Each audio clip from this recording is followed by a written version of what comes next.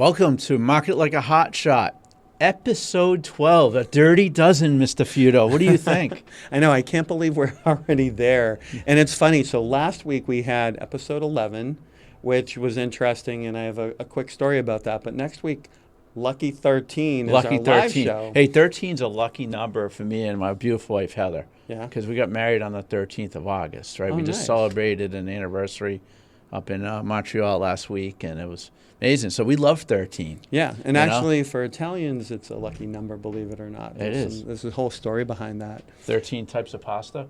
Yeah. What do you think? Yeah, there's a whole bunch of stories behind it, but one of the things I wanted to point out is someone had asked me about why I said episode 11 was chicken legs, and I don't think you know this story. So We'll have to hear. What do you think, the crowd out there? Let's hear. Do you want to hear my story? Let's hear his story. Yeah, what's his chicken leg story? Go ahead. So back when I was a kid, I went to this dude ranch, and they had bingo there, and their social director, when he called out bingo, now bingo, like even when we were growing up, it was for old people, but they made it fun so that the kids would enjoy it. So every number had a funny meaning to it. So they'd say things like 10, which was Jack Benny, which I have no idea even who that is. I'll have to. Back then we didn't have Google, but I've got to Google that. Yeah. But 11 was always chicken legs. So chicken legs. Yeah. What's actually funny is I used to go up there with my cousins, the two that you met when we were doing karaoke. In fact, one of them. Metallica karaoke. Yeah. Check out episode 2 if you want to know more about that. But go ahead. Yeah, so my cousin John and my cousin Phil, shout out to them that came to karaoke with us that night. John taped us, which was cool. I'm saying tape. He recorded us. Recorded us, yeah. But yeah, so it was kind of like a funny thing. So we have all these insider jokes, and next time you see them, you have to ask them what 46 is. All right, we will do that. But now we're on the dirty dozen. What is the world, right? The world is adapting and changing. It is. Every single day you hear about something changing, right? Mm-hmm. Going back to my recruiting days, I'm working with candidates all the time. They have to constantly adapt and change, right? So what group, if you think about an organization, what group has the biggest challenge now with all this change? It's definitely marketing. Marketing like a hot shot. Absolutely. Change is inevitable. It's like that third rail in the subway station. You don't want to touch that, right? So, it's really, adapting to change. The marketing team probably has the biggest challenge in the world, right? Because there's always, that's the message of change, right? And I heard last week you went to a favorite Southern-based restaurant. Yeah, it was at Cracker Barrel down in Wrentham, and it was southern Massachusetts. Yep, in that southern part of the state, by the outlets, all of that good stuff. Yeah. But it's interesting because a few days later, that's when the news about the logo broke, and it's just one of those examples of sometimes, do you truly own your brand, or do your clients feel like they have that, they identify so much with your brand that it's called identity merging. They merge their identity with your brand, or your brand's identity with them, which is an interesting concept, but I think it's also a double-edged sword. What do you think? I mean, when I think of Cracker Barrel, I'm thinking about driving in the southern United States, stopping for breakfast, having candy apples. You walk in, there's you have the rocking chairs. It's like the South, right? You think about the big mansions in the South. You have the barrels. And people are friendly, they're nice, and all that. Yeah. When they made that change it looked like some straight out of Canva, AI generated Canva logo. And I don't know, they changed some of the menu items. They changed some of it. They're like, oh, yeah, I know. I understand they got to modernize the restaurant. Exactly, yeah. But, man, did they lose their customer base. Right. It just, when you went to the restaurant, was it busy or what was people's thoughts? It wasn't super busy. It's funny. I didn't notice the change when I went there. I mean, the one I went to, it still had the front porch, the rocking chairs, the checker boards that you could use to play. Yeah. And I mean, that country store is absolutely amazing. They had all of that still there. But it's interesting because I've seen that happen with a lot of different types of restaurants. Remember, Pizza Hut is another one. What happened to Pizza Hut? Does anyone know what Pizza Hut is? It's gone, right? They didn't adapt it all, right? Yeah, and I mean, but they had a unique storefront, for lack of a better term. It's, it had the red roof, it's just like when you drove by one, you knew it was a Pizza Hut. Yeah. McDonald's used to do a lot of that too. And a lot of different restaurants have actually done things like that. But then, they modernize, they lose a little bit of their branding, and it's unfortunate when that happens. Because what it is, it's going to like one of our points about the psychology behind the backlash, right? Right. Again, people do not like change. They just don't like it. They like things as it was yesterday, which that's not the world we're in, right? You talked about another trip you took. I'm going to talk about a lot of your stuff today here. You went to Disney. Yeah. Disney's another place like Cracker Barrel, made some changes. They make changes all the time. All the time, yeah. Right. They try and to... Disney World, they've gone through so much. In Disneyland, it's been around even longer. But Disney World, it's about 52 years old, 1972, so 53, 54 coming up on there. I went there when I was 5 in year 2. I went when I was 8, in the 80s. 1970s. But they're always, they're always changing. And I'll give you an example, because this trip, one of the things that changed was one of their classic attractions called Country Bear Jamboree, which had stayed the same since they opened in 1972. Yeah. So it, with this change, what they did is they integrated some of their intellectual property. They had songs from Zootopia, Little Mermaid, and other, not Encanto, Coco. They took some of their more recent films and replaced some of the songs that were, for lack of a better term, dated. They had a song called Blood on the Saddle. Blood on the Saddle. Wow. Times have certainly changed. So it was one of those things I was a little concerned about, because I've seen some of the changes that they've done in the name of progress. Yeah. And in the name of updating things. And it's, not necessarily always good. Sometimes it is. Sometimes you miss the old attraction. I think with this one, they did a really good job with it. But there's others that... Journey into Imagination is one that people are just complaining about constantly. And they miss the original. I'm a disgruntled customer. Didn't they get rid of the Aerosmith roller coaster? Yeah, they replaced it with the Muppets. Oh, for the love of God. It's nothing like hearing an awesome rockin' Aerosmith song on a roller coaster. Yeah. A Muppet? That thing? I remember when... Steven Tyler? Yeah, I wrote it, it's like they... Right before the launch, they're playing Back in the Saddle, and as soon as he goes, I'm back, it took off. It was so cool. Yeah. And now, I haven't seen it. I think it's either just reopened or they just announced it. I don't know. I haven't been down there since. That was a customer favorite. So what happened was when they changed it to the Muppets, honestly, roller coasters are not necessarily for kids. Right. Right, they're not. Some kids are cool. They're 6. They're like, woo, Yeah.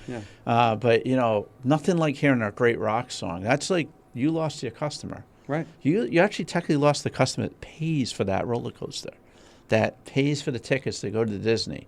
So that's the kind of the gap there from a marketing perspective. Yeah. Like, who made that decision? Roller coasters and rock music go together. I grew up in Rhode Island. We had the Music Express at Rocky Point. Anyone from Little Roadie out there, you remember Rocky Point, right? Music Express. They played Aerosmith songs. They played like Rush. Yeah. And that was like classic. You don't change that to a Muppet song or Frozen or whatever these songs that are out today. Right. Yeah. So I'm just venting as a psychology of backlash here, but well, it's kind of funny you mentioned that, because I saw a meme going around, kind of circling back to Cracker Barrel. And have you ever watched Saved by the Bell? Oh yeah.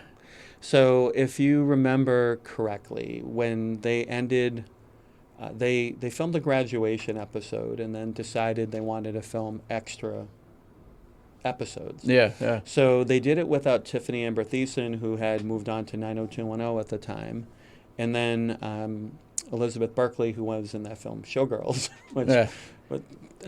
Her career definitely took an interesting turn with that one.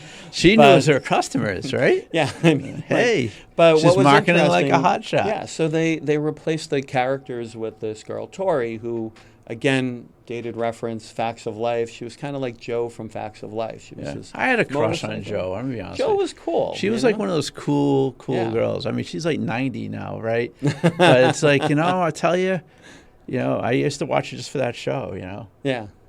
But I mean, like, there was a meme kind of comparing the old Cracker Barrel to the new one to Kelly and Tori. Tori, yeah. And because it's, it's again, like they were trying to make things a little different. And Tori, I enjoyed some of the episodes she was in, but she just didn't have the effect of Kelly and Jesse, obviously. Definitely not. As someone who loved that show growing up. So, yeah. So and then, you think about, I don't drink Coke.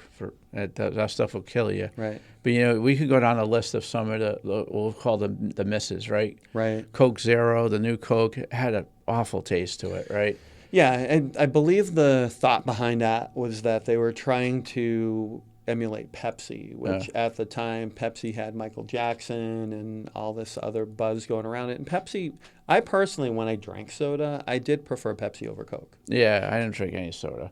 My idea is soda's a nice glass of orange juice. Speaking of orange juice, right? Tropicana, right? They did something back in 2009 with their packaging, right? Right. It cost them a lot of money. It did. I mean, it's one of those things where when you change your logo and change your branding, you lose that customer identity that your clients have had for years. So. Yeah. So all right. So let's we're being a little negative today, James. So let's be positive here. As a marketer, right? I know a company like Cracker Barrel, to pick on them again, or Disney, big huge companies. Right. A lot of honest red tape to make decisions and all that, right?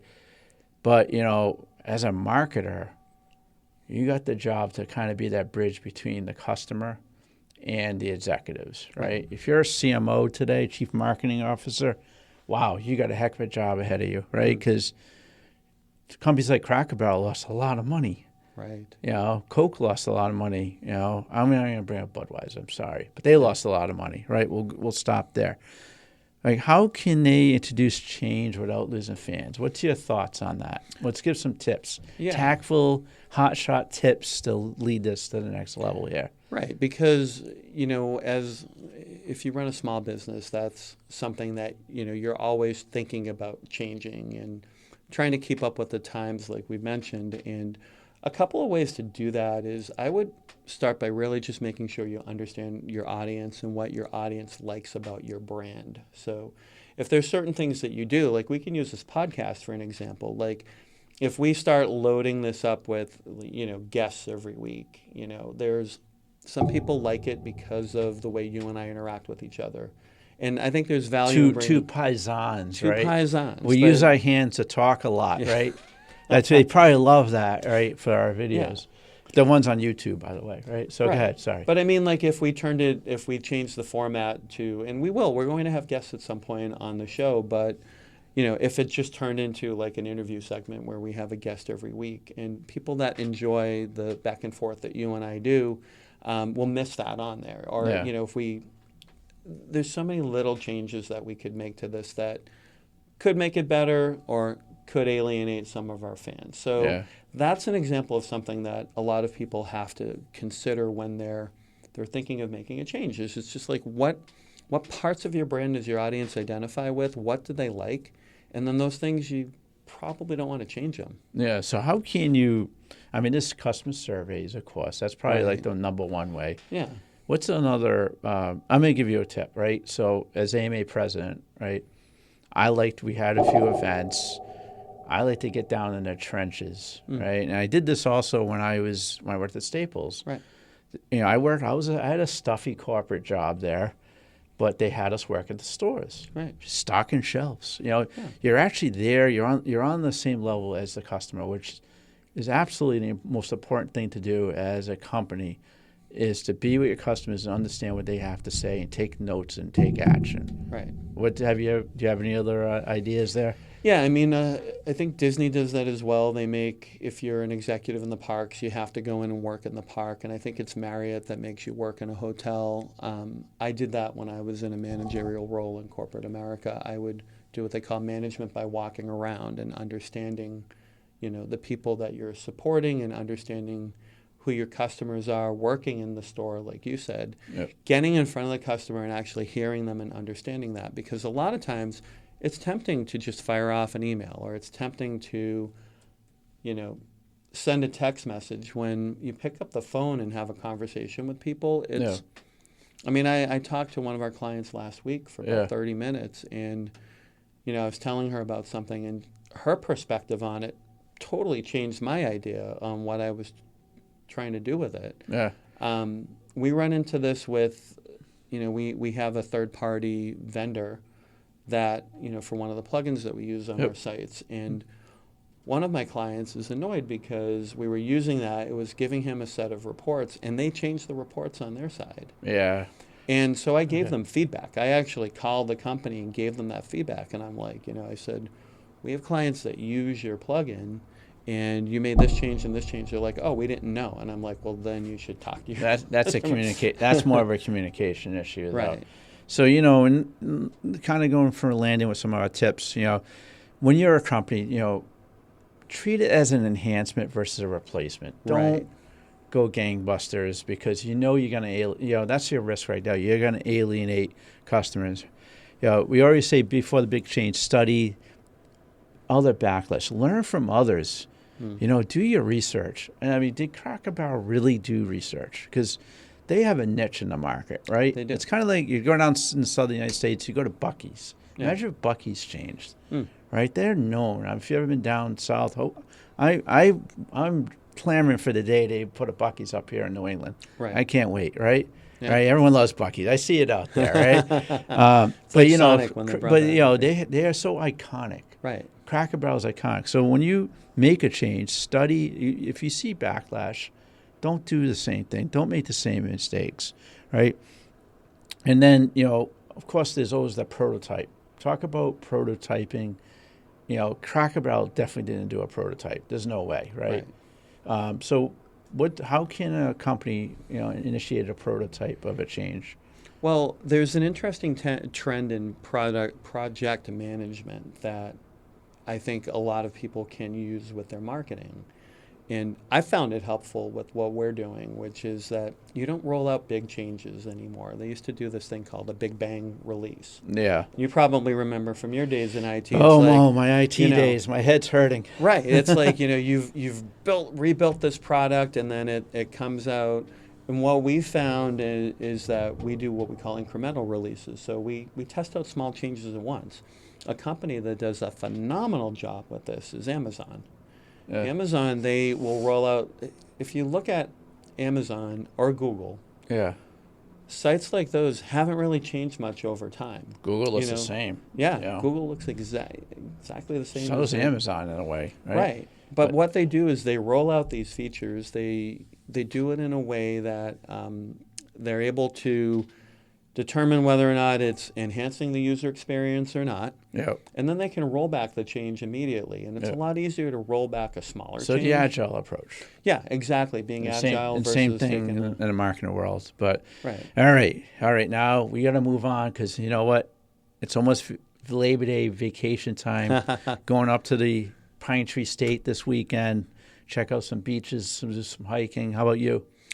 Yeah, I think barbecues this weekend. Barbecues amazing. So I'm going to ask everyone out there, subscribe to us, Spotify, iHeartRadio, Amazon, Apple.